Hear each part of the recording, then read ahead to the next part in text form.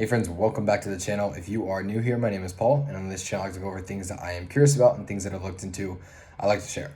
So today's video, I wanted to talk about the bigness, the grandness, the whatever word you want to say, but for the internet.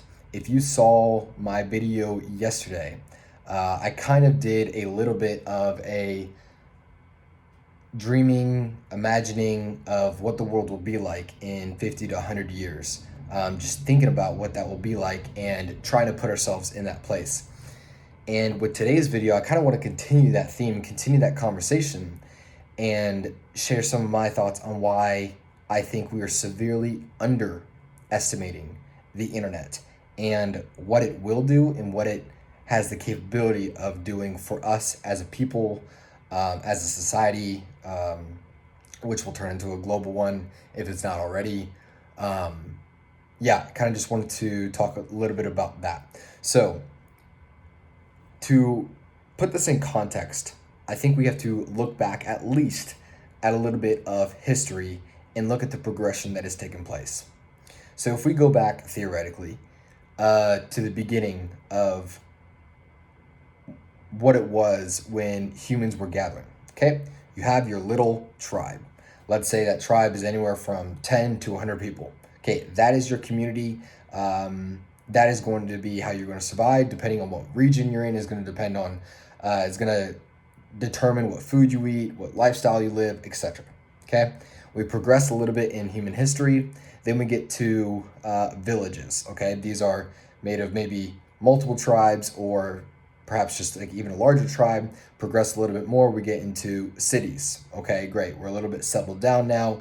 Different people have different specializations, but still, if there's not too much travel, a lot of either what your dad did or what your mom did, you're going to end up doing, and your city is going to determine your social status, your lifestyle, etc.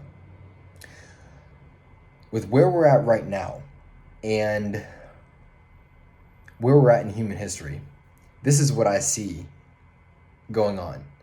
There have been many times in the past where people have tried to take over various parts of the world, right?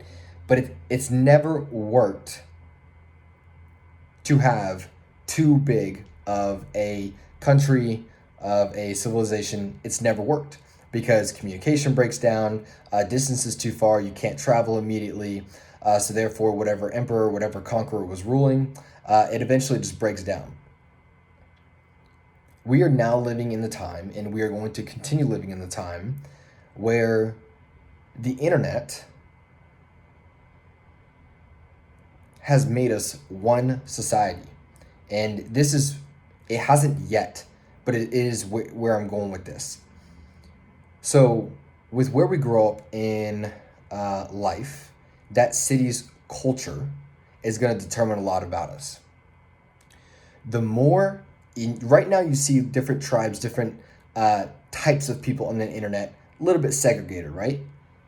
My thought is going to be 20 years, 30 years, 50 years. I'm talking when the kids who currently are being born with the internet, they don't know anything different. The kids who are currently being born, when they are 20, 30, 40, and they have their own kids, you have to understand all this social distinction, all this I'm from here, you're from there. They're not going to have that. They're not going to have that. Oh, I'm from the West, you're from the East, I'm from the North, you're from the South. This is how we do it here. This is how you guys. No. The internet is a culture within itself. And sure, depending on who these people follow is going to depend, or is going to determine some things.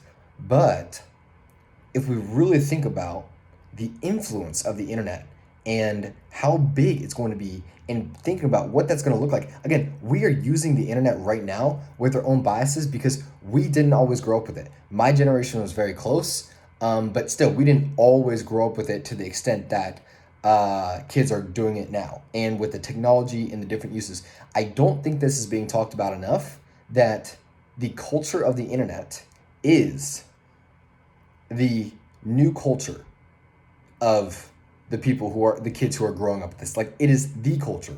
Physical culture is more abstract to them than whatever their internet culture is. They feel more at home, whether they're on the Xbox or the PS5 or Instagram, Facebook, whatever else. They feel more at home in their communities there, perhaps, than they do when they're at school. Why? Because the internet has made it way easier to find people like us, who think like us, who look like us, who talk like us, etc. That changes the game drastically.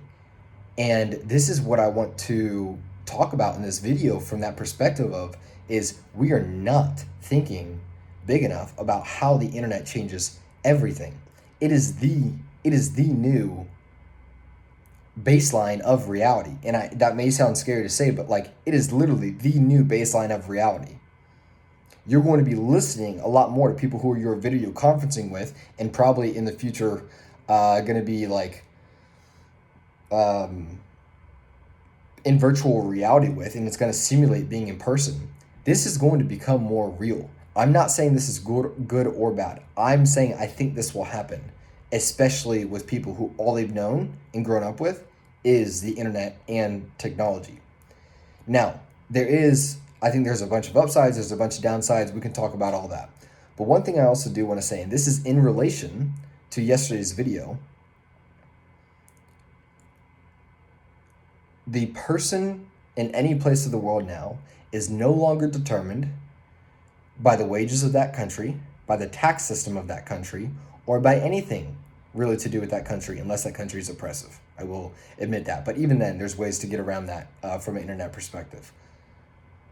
We are, for the first time ever, living in a global society that is not confined to location. So maybe you had an empire before that was like seemed global, but okay, if you have no way to travel to the other side of the empire, it might as well not be. There is no restriction on the internet. You can communicate with someone across the world. The level and the amount, people are going to start seeing it. The millionaires and billionaires are going to pop up just from normal everyday people who clicked record and started recording different videos, putting out their thoughts. Do we realize this? How little it takes? There's billions of people. How little it takes for you to make an income once you start going on the internet. One person has to see it. One person. What do you need per month? $2,000, $3,000, $4,000, $5,000? Do you realize how little that is? And people are still in the idea that, oh, we need to go. This is why I was saying in the video yesterday, I'm wondering how much employees will be around versus everybody just being freelancers and just having their own side hustle or business, if you will, in terms of entrepreneurship. I think it's going to change drastically, because is someone really going to continue going into a physical, this will happen, but I'm saying to the extent that it is now, going into a physical place, whereas when they can just share their thoughts online and get paid more, and they're not working for a small minimum wage at some place. I don't know. I think we're seriously underestimating how big billions of people really is. And the reason why I'm even making this distinction in the first place is because it was true in every single time in past history that, hey, your reputation, hey, if you mess up in your like little city, in your little village, socially you'd be kind of screwed.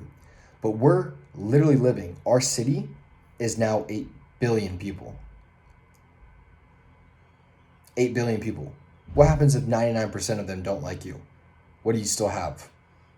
I don't even know what the correct number would be, but in the millions that still like you, in the millions. Imagine being in a city and there's 10 million people in the city that like you. How much would you thrive in that city if there's 10 million people who like you? You would do insanely well. That's the point of what I'm trying to make. You can have 99% of the people in the world, you can have 99.9% of the people in the world that highly dislike you. You will still make it on the internet, because there will still be 0.1% of people who you vibe with, who you connect with, and all that. And I don't think we quite get that the internet is the new reality. of what we're going into. And I don't think we think about how much that's going to change what we are doing right now. What we're doing right now, people are still worried about their own city, their own town, which I think these are all good things.